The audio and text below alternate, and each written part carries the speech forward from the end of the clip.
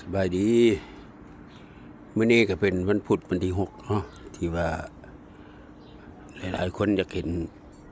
มุมเต็มๆของสวนเฮาเนาะอันนี้เป็นผักตำนินเนาะเป็นผักตำนินกำลังถอดยอดงามอยู่เก็บกินเรื่อยๆเนาะแล้วก็นี่ก็แม่นผักอีตู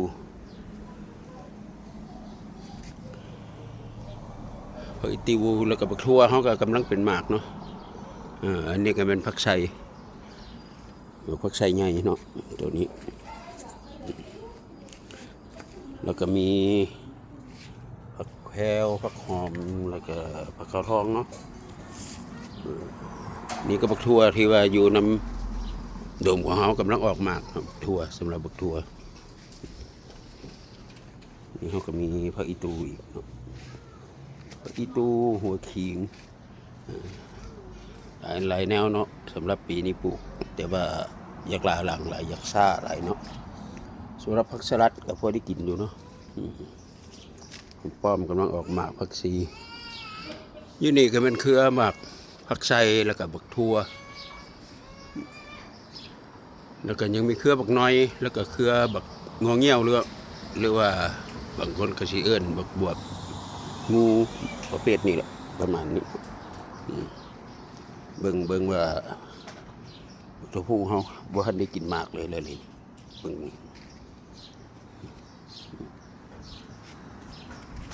นี่มันประกาศที่บนโลกเราก็เลยเอาประคอมป้อมแล้วก็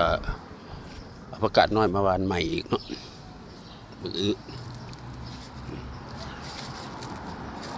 งอเงี้ยวเขาเนาะผักไส่ใหญ่บักทั่วกำลังออกหมาก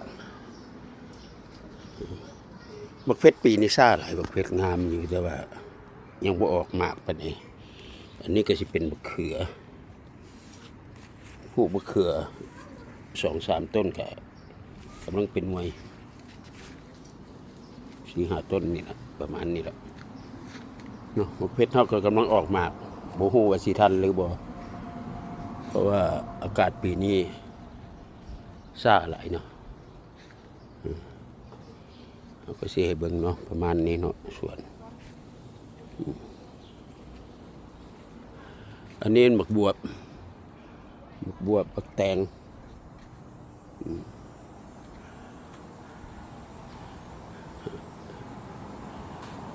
แล้วก็ทั้งนี้ก็เป็น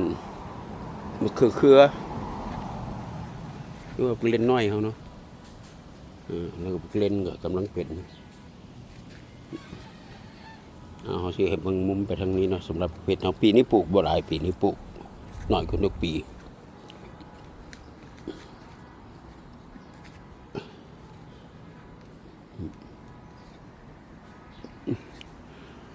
สำหรับผักบูรพาเขาก็เป็นอยู่เจนี้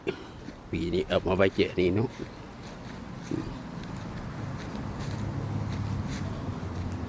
สำหรับต้นที่ออกดอกเป็นต้นที่เอาจงไปแนวเนาะอันนี้เป็นบูรพาเนาะ